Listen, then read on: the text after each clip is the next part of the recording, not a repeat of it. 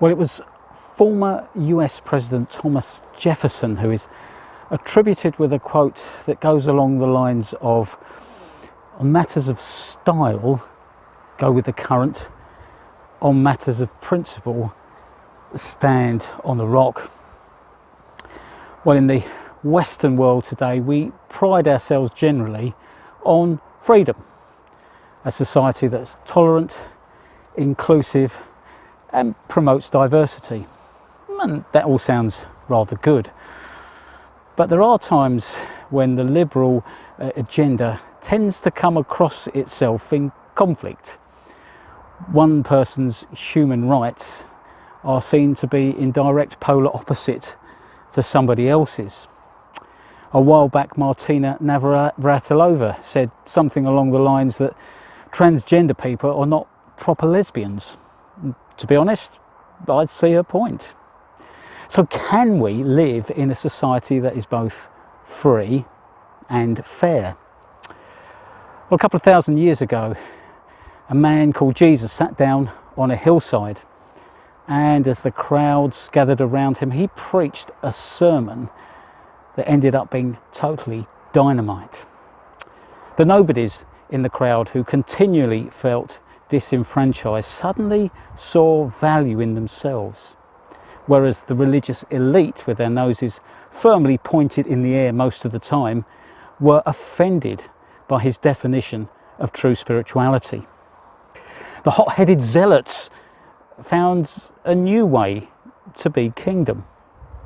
And those who woke up each morning under the grinding heel of poverty discovered that God really did care about their plight. And more than that, he was passionate that his people would be exactly the same. At the end of the sermon, there's a wonderful picture story. Two men building a house.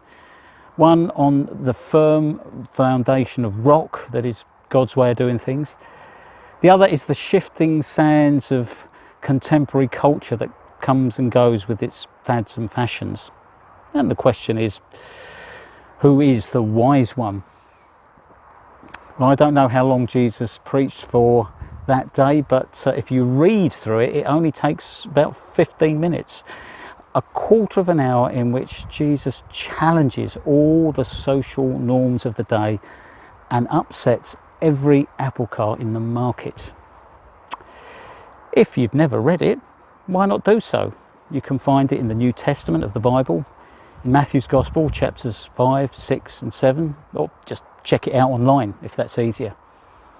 If you're a believer, then go back to it, have another look, and let's check out and see if our lives do live up to God's teaching and instruction.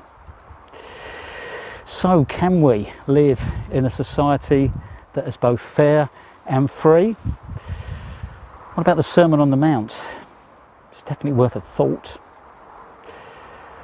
Well, this Sunday we're going to be looking at a very short prayer that's tucked away in an obscure part of the Old Testament. But it's fascinating. You're very welcome to join us. We're just ordinary people who believe and trust in an extraordinary God. But for now, do take care, stay safe, and thank you for listening.